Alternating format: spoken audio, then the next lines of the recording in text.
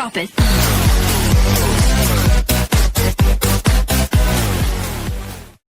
ई कैसन शासन तोहार सरकार बाबू, हमरे किसान है लाचार सरकार बाबू।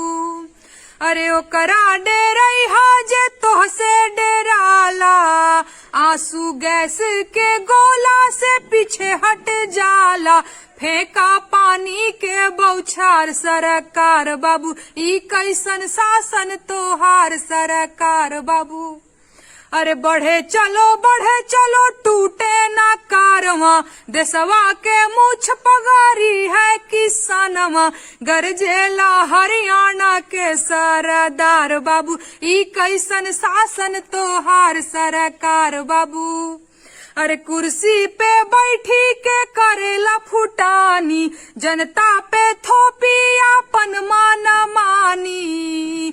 अब देखा जनता के हुंकार सरकार बाबू। ई कैसन शासन तोहार सरकार बाबू।